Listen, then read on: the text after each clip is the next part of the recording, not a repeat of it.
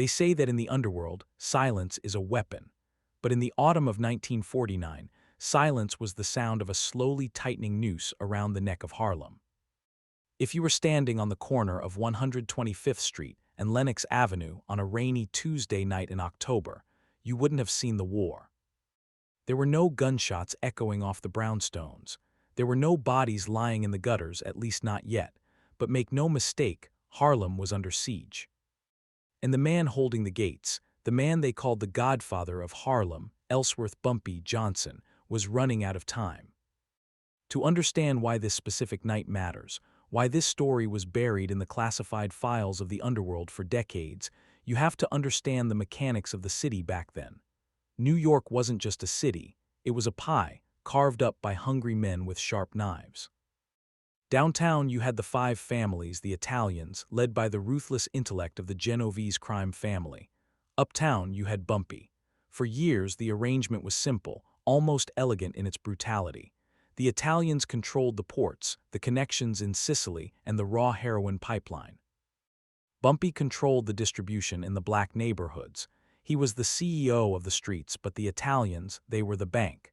And in 1949, the bank decided it was time to foreclose. It started subtly, a shipment arriving 2 days late. A package that was lighter than it should have been. The purity dropping from 90% to 60%, then to 40%. Bumpy saw the signs before anyone else did. He sat in his office at the Flash Inn, staring at the ledger books, watching the numbers bleed. His lieutenants, men like Junie Byard and Red Dillard, they thought it was just a supply chain issue. They thought maybe the feds were cracking down on the docks, but Bumpy knew better. He knew men like Lucky Luciano and Frank Costello didn't make mistakes, they made moves, and this was a move designed to starve him out. Imagine the pressure. You are the king, but your castle is built on sand owned by your enemies. Every day, the junkies on the street were getting sick because the product was weak. The street dealers were getting restless because they couldn't feed their families. And when people get hungry, loyalty is the first thing to die. The Italians were counting on that. Their plan was psychological warfare. They didn't want to kill Bumpy, that would make him a martyr. They wanted to humiliate him. They wanted his own people to turn on him, to look at him and see a man who could no longer provide. Once his reputation was shattered, the Italians would sweep in, take over the numbers rackets, the clubs, the entire economy of Harlem. By the second week of October, the situation was critical. Bumpy Johnson, a man known for his icy composure, a man who could play chess while surrounded by enemies, was pacing the floor of his office. The ashtray was full. The phone was silent. He had reached out to his contacts in Little Italy asking for a sit-down, asking why the supply had dried up. The response was a deafening silence. It was a ghosting 1950s style. They were freezing him out. But what the Italians didn't account for, what they always underestimated about Bumpy, was his intellect. They saw a gangster. He saw himself as a grandmaster. They thought his world ended at 110th Street. They were wrong.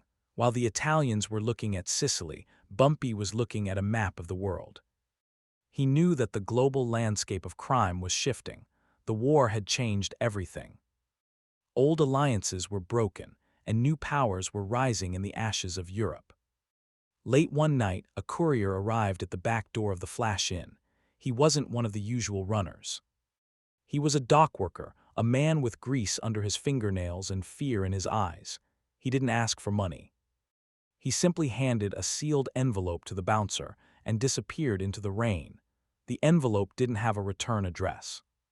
It didn't have a stamp. It just had a name written in elegant, cursive handwriting, Monsieur Johnson. Bumpy opened it alone.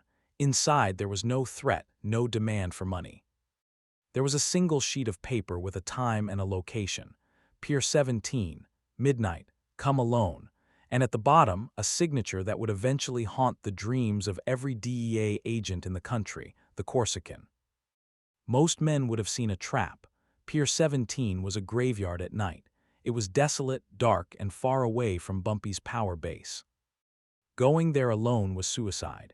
If the Italians were behind this, Bumpy would be swimming with the fishes before sunrise. But Bumpy looked at the handwriting again. It wasn't Italian. The phrasing, the elegance. It felt European but not Sicilian. It felt French.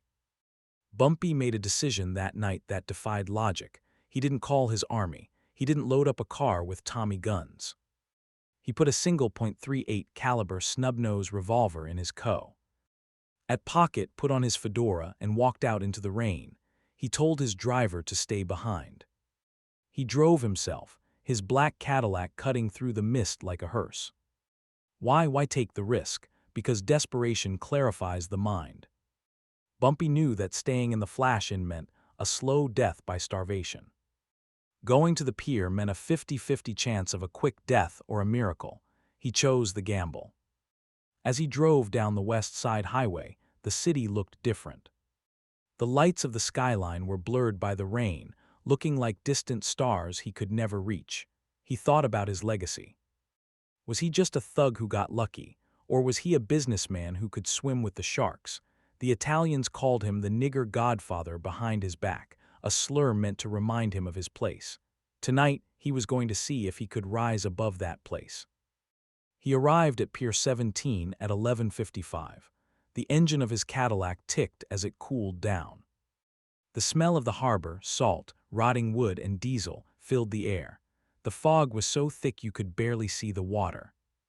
Bumpy stepped out, his hand resting casually in his pocket, gripping the cold steel of his revolver. He stood under a flickering gas lamp, a solitary figure in the darkness. For 5 minutes nothing happened, just the sound of the waves slapping against the pylons. Bumpy checked his watch, midnight exactly. Then he heard it, the click of a lighter. From the shadows of a stacked crate, a figure emerged. He was wearing a trench coat that looked too expensive for a dockworker. He was smoking a cigarette with a distinct, pungent aroma, Gaullis's, strong French tobacco. The man stepped into the light. He was shorter than Bumpy, with a face that looked like it had been carved out of granite, scarred and weathered.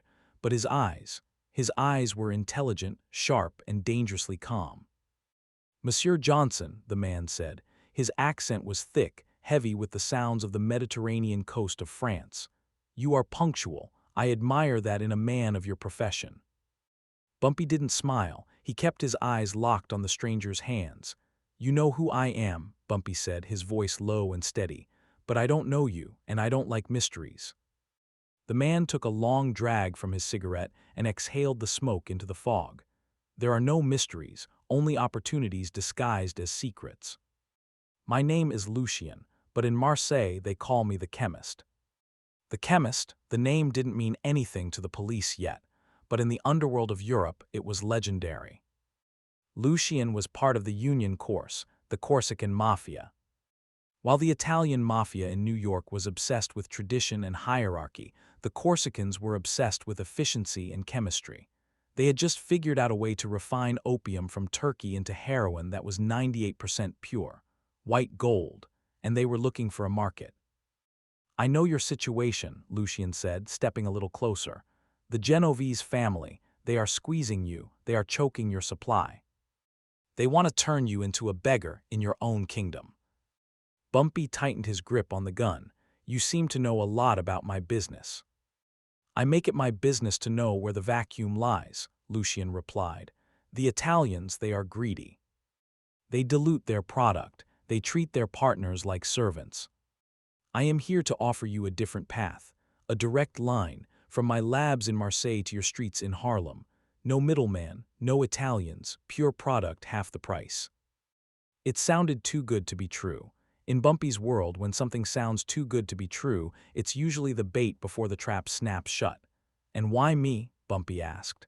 "Why not go to the Italians? They have the money. They have the distribution across the whole East Coast." Lucien spat on the ground at the mention of the Italians. "Because the Italians and the Corsicans, we have history, bad history. I would rather burn my product than sell it to Fat Tony. Besides, you have something they don't." "What's that?" "Hunger," Lucien said, "and the need to survive. A hungry man fights harder." "But there is a problem, Monsieur Johnson, a significant problem."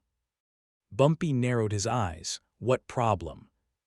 Lucien dropped the cigarette and crushed it under his heel. I have a shipment sitting in the hull of a freighter right now, 50 kilos, enough to make you the king of New York, not just Harlem. I can give it to you tonight, but I won't." "Why not?" "Because," Lucien said, his voice dropping to a whisper, "the Italians know you are weak right now. They are watching you, but that is not the worst part. The worst part is that they are not watching you from the outside. They are watching you from the inside." The air suddenly felt colder. Bumpy stood perfectly still. "What are you saying?" "I am saying," Lucien continued, "that you have a leak, a rat, someone in your inner circle. Someone who sits at your table, drinks our liquor, and then calls the Genovese family to tell them everything you do.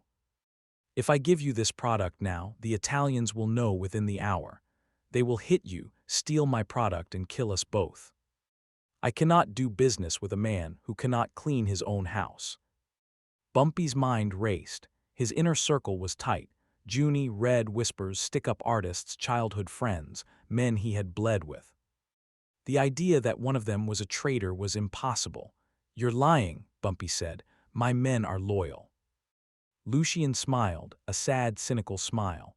"Loyalty is just a matter of price, Monsieur Johnson, or fear. I do not know who it is. But I know the Italians know things they shouldn't.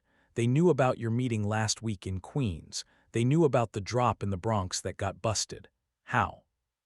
Bumpy went silent. Lucien was right. The last two operations had gone wrong. He had blamed bad luck. But 3 times isn't bad luck. 3 times is a pattern. "Here is the deal," Lucien said, reaching into his coat.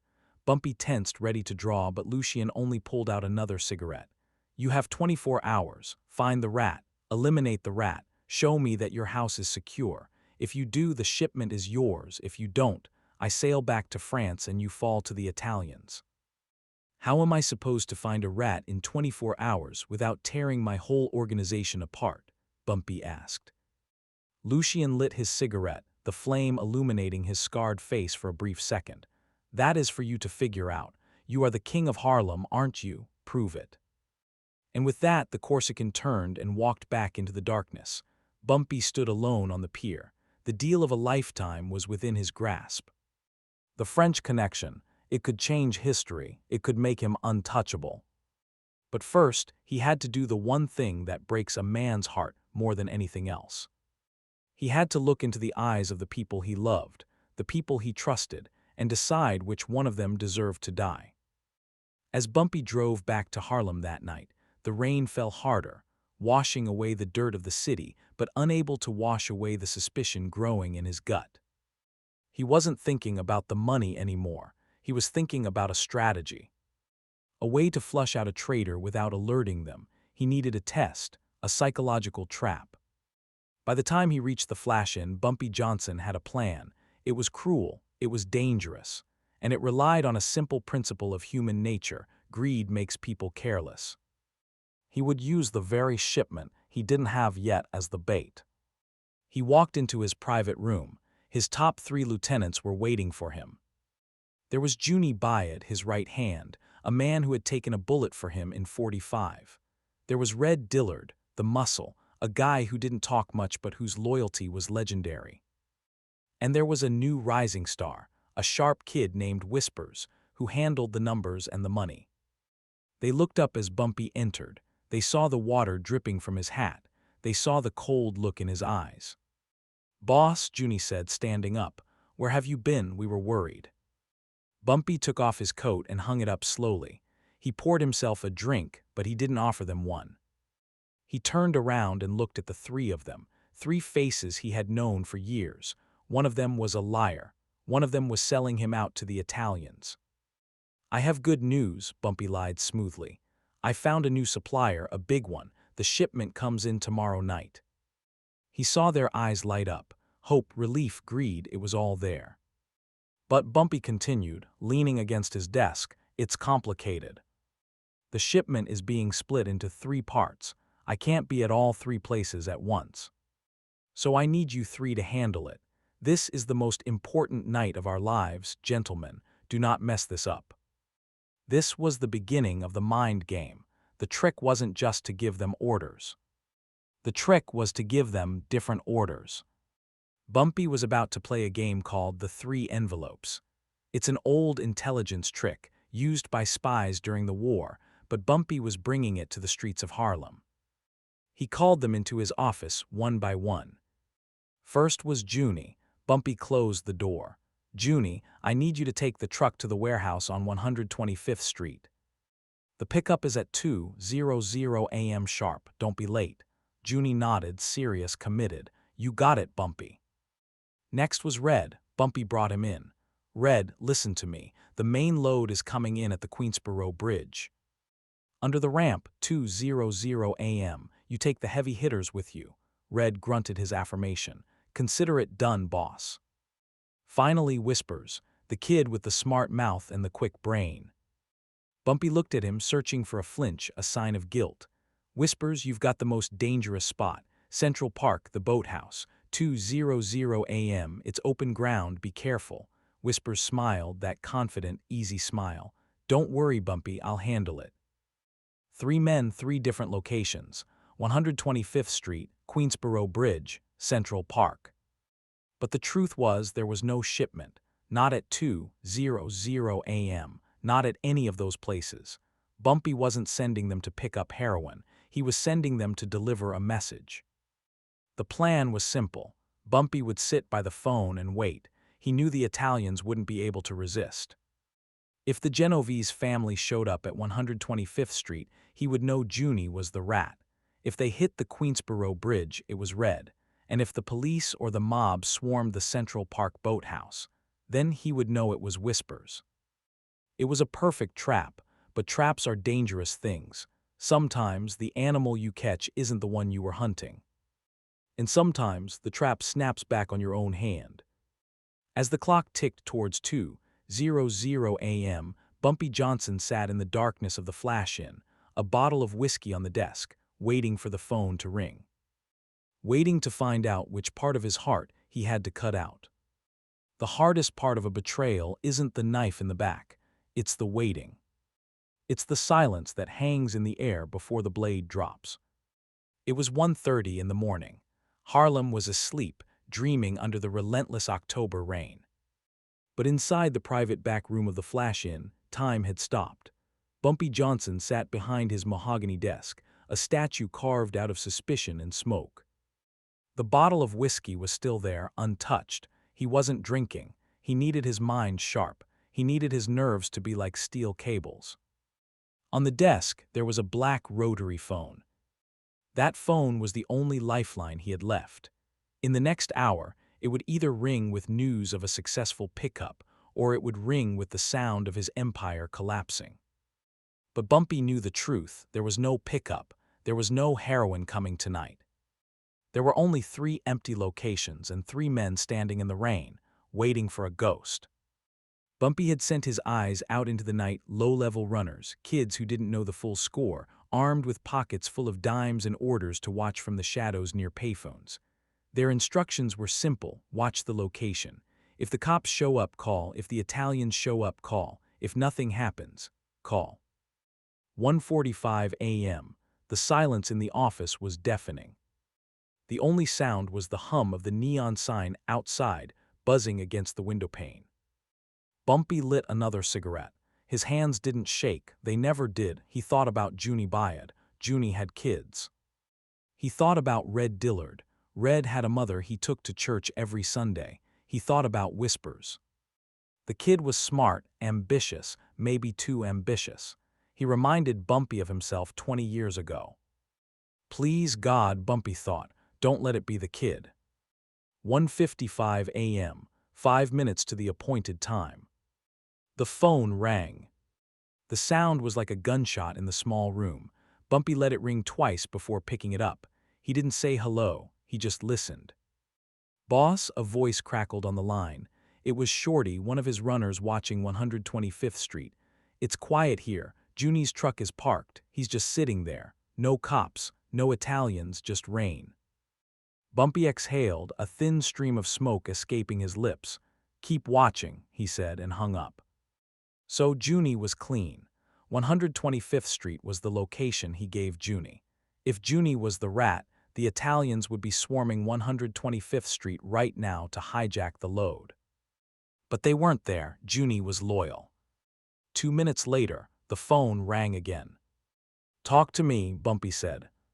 "Queensboro Bridge is dead, boss," the second runner reported. "Red is down there pacing back and forth. He looks mad, but nobody's bothering him. It's a ghost town." Bumpy closed his eyes for a second. Red was clean. The Queensboro Bridge was safe. That left one location, one man. The clock on the wall ticked over to 2:00 a.m., then 2:01, then 2:05. The phone didn't ring. Bumpy stared at the black plastic receiver. Silence. Why wasn't the third runner calling? The silence began to stretch, turning into a knot in Bumpy's stomach. Maybe nothing happened. Maybe the runner couldn't find a phone, or maybe all hell had broken loose. At 2:10 a.m., the phone finally rang, but the voice on the other end wasn't calm. It was breathless, panicked. "Bumpy, you there?" "I'm here," Bumpy said, his voice dropping an octave. "What's happening at the park?" "It's a setup, boss. It's a war zone, but not a shooting war. It's the feds and the Italians." Bumpy gripped the phone tighter. "Slow down, what do you see?" Okay, listen, 2 minutes before 2, 3 black sedans pulled up to the boathouse. Big cars, Lincolns, men got out, I saw them, boss. It was Carmine Galante's crew, Italians. They were carrying Tommy guns ready to ambush. Bumpy felt a cold chill run down his spine. Carmine Galante, the Genovese family's top hitman. They weren't just there to steal the load, they were there to send a message. "Did they see Whispers?" Bumpy asked. "That's the crazy part, boss, Whispers. He wasn't waiting like the others. When the Italians pulled up, he walked towards them. He waved at them, like he was expecting them." Bumpy's heart stopped. There it was, the knife. "Are you sure?" Bumpy asked, his voice barely a whisper. "I'm sure." He walked right up to the lead car. They talked for a second. Then the Italians looked confused. They started checking the area, looking for the truck. When they realized there was no truck, man, they looked pissed. They yelled something at Whispers, shoved him, and then took off. They left him there. They left him alive. Yeah, they left him standing in the rain. He looks confused, boss. He's looking around like he doesn't know what went wrong. "Okay," Bumpy said. "Get out of there, go home, forget you saw anything." He hung up the phone. The room felt smaller now. The air felt thinner. It was Whispers. The kid he had taken. Off the street corner, the kid he had taught how to dress, how to talk, how to count cards. The kid who was supposed to be the future of Harlem. He had sold Bumpy out to Carmine Galante. Why money, power? Or did he just think Bumpy was old news? Did he think the Italians were the winning horse? It didn't matter. In this life, the why doesn't save you. Only the what matters, and the what was treason. Bumpy stood up. He walked over to the mirror hanging on the wall and adjusted his tie. He looked at his own reflection. He didn't look angry. He looked tired. He looked like a man who had just buried a son. But then the mask slipped back into place. The eyes went cold, the jaw set. The King of Harlem was back. He sat back down and waited. An hour later, they started trickling back in. Junie came first. He was soaked to the bone, shivering and furious. "Bumpy, what the hell? I sat there for an hour, no truck, no contact, nothing." "Sit down, Junie," Bumpy said calmly. "Have a drink." Then Red arrived. He kicked the door open. "This is a joke, right? A test. I looked like an idiot standing under that bridge. No French connection, no nothing." "Sit down, Red," Bumpy repeated. "Pour yourself a whiskey." Finally, the door opened slowly. Whispers walked in. He looked different than the others. He wasn't just wet, he was sweating. His eyes were darting around the room, reading the energy. He saw Junie and Red drinking, looking annoyed but relaxed. He forced a smile onto his face. That charming, boyish smile that had fooled everyone. "Hey boss," Whispers said, taking off his hat. "Man, that was a bust. I waited at the boathouse until 2:30. Nobody showed up, no truck, just me and the ducks." Bumpy looked at him. He looked at the lie right there on his lips. It was a good lie. If Bumpy hadn't had a man watching, he might have believed it. "Just you and the ducks, huh?" Bumpy asked, leaning back in his chair. "Yeah, quiet as a grave," Whispers said, reaching for the bottle. "Maybe the French guy got lost, or maybe he got cold feet." "Maybe," Bumpy said, "or maybe he smelled a rat." The room went quiet. Junie and Red stopped drinking. They knew that tone. They had heard it before. It was the tone Bumpy used right before violence happened. Whispers froze with the glass halfway to his mouth. "A rat? What do you mean, Bumpy?" Bumpy stood up slowly. He walked around the desk. He moved with the grace of a panther, slow but deliberate. He stopped right in front of Whispers. "You know, Whispers," Bumpy said softly, "I learned a long time ago that there are 3 types of men in this world. There are sheep who need to be led, there are wolves who feed on the sheep, and then there are shepherd dogs." He put a hand on Whisper's shoulder. The kid flinched just a tiny bit. "I thought you were a shepherd dog, Whispers. I thought you were here to protect the flock, to protect Harlem." "I am Bumpy, you know I am," Whispers stammered. His smile was gone now. Fear was creeping into his eyes. "Then explain to me," Bumpy said, his voice hardening like concrete, "why 3 carloads of Carmine Galante's men showed up at the Central Park boathouse at exactly 2:00 a.m. The glass slipped from Whisper's hand. It hit the floor and shattered. The sound echoed in the silence. Junie and Red stood up instantly. Their hands went to their waistbands. They didn't know what was happening, but they knew the shift had occurred. "Bumpy, I don't know what you're talking about," Whispers said, backing away. "I didn't see any Italians. I told you it was empty." "Don't lie to me," Bumpy roared. The explosion of noise was so sudden, so violent, that Whispers stumbled back against the wall. "I gave Junie 125th Street, Bumpy said, pointing at Junie. "He went there. Nobody came. I gave Red the bridge." "He went there, nobody came, but I gave you the park. And guess who showed up at the park? The Genovese family." Bumpy stepped closer, invading Whisper's space. "They knew exactly where to go. And they only knew because you told them. You sold us out, didn't you? You sold me out." Whispers looked at Junie, then at Red, pleading for help, but their faces were stone. They understood now, the 3 envelopes. It wasn't a pickup, it was a purity test, and Whispers had failed. "Bumpy, listen to me," Whispers cried, tears forming in his eyes. They squeezed me, Fat Tony. He said they were gonna kill you anyway. He said if I helped them, they'd let me run the numbers. They offered me $50,000, Bumpy. I didn't want to do it. I was scared." "Scared?" Bumpy asked, his voice dropping back to a whisper. "You weren't scared, son. You were greedy, and you were impatient. You wanted the crown, but you didn't want the weight that comes with it." Bumpy turned his back on him. He walked back to his desk and sat down. He looked at the shattered glass on the floor. "Junie, Red," Bumpy said without looking up. "Yeah, boss," Junie answered, his voice grim. "Take him for a ride." "No, Bumpy, please," Whispers screamed, falling to his knees. "I'm sorry, I'll fix it. I'll tell the Italians anything you want. Please, Bumpy, I'm like a son to you." Bumpy looked at him one last time. There was no hate in his eyes, just a profound sadness. "You were like a son. That's why this has to be done right. No suffering, just clean." He waved his hand dismissively. Red grabbed Whispers by the collar. Junie grabbed his arms. The kid was screaming, crying, begging for his life. They dragged him out of the office, into the hallway, and then out the back door into the rain. The door clicked shut. The screaming was muffled. Then gone.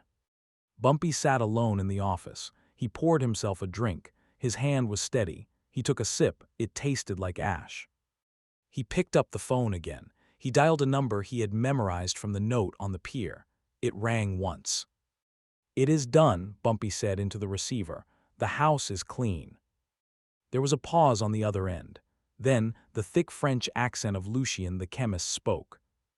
"Very good, Monsieur Johnson. You are a man of conviction. The shipment is yours, Pier 17. Come now, we have business to do."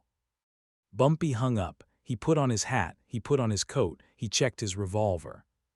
He had won, he had secured the French connection. He had outsmarted the Italians. He had saved his empire. But as he walked out into the cold New York night, Bumpy Johnson didn't feel like a winner. He felt like a man who had just paid the devil his due.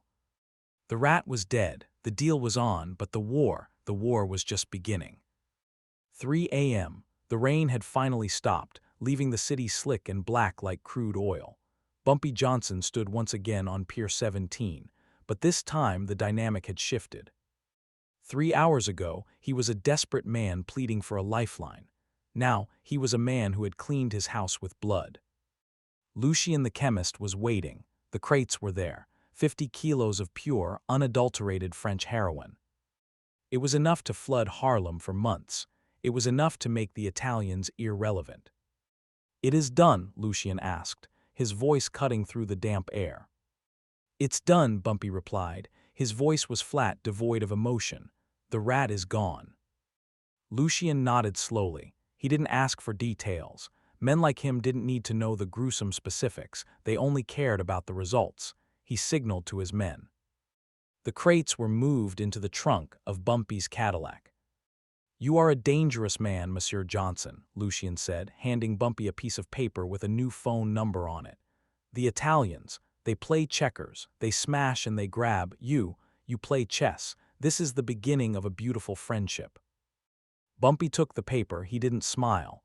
"Friendship is expensive, Lucien. I just paid the down payment."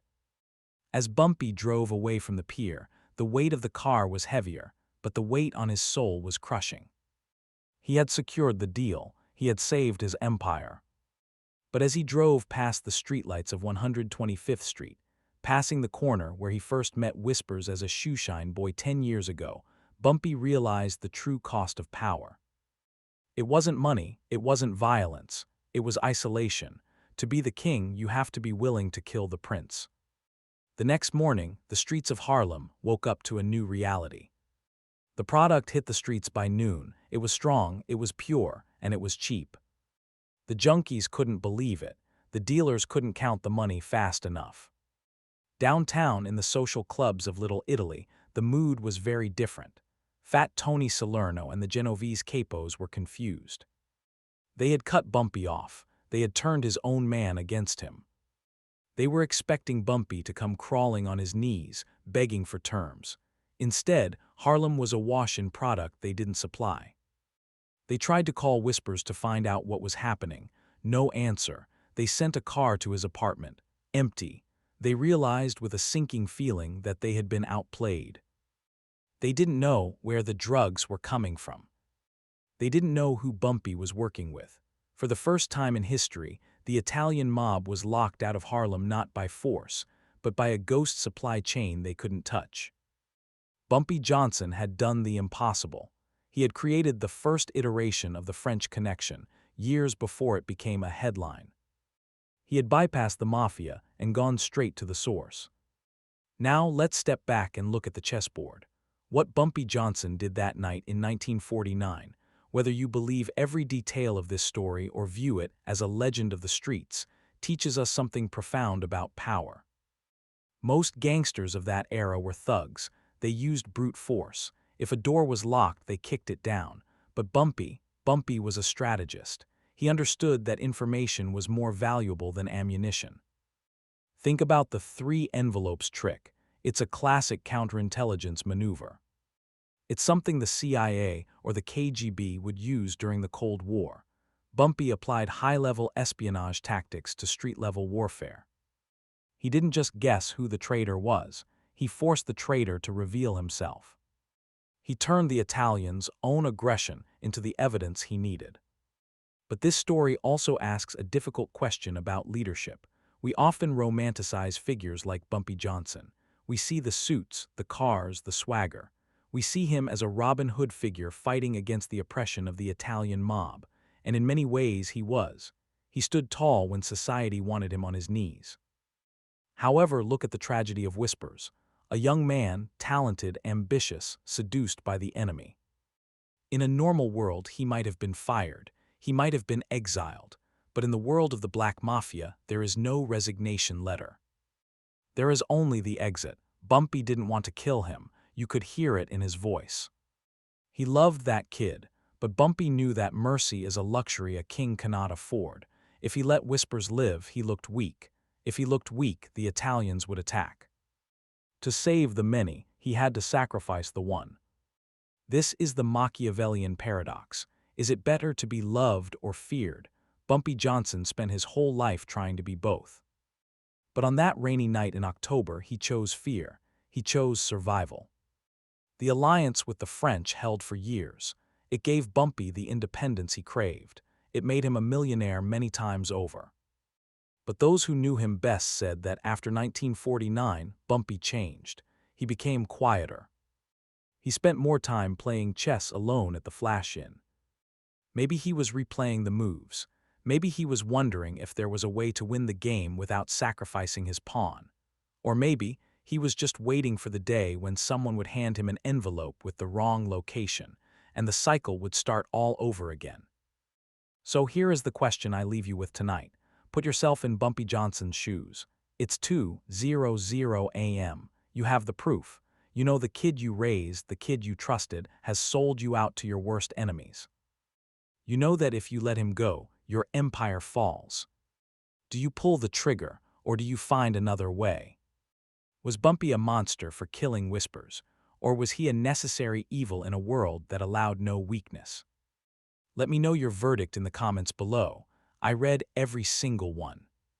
And if you enjoyed this dive into the shadow history of the underworld, if you want to hear more stories about the strategic genius of the mob that the history books left out, make sure you hit that subscribe button and turn on notifications. Because in this city there are 8 million stories, and most of them are buried in the dark. This is the Untold Legend signing off. Keep your eyes open.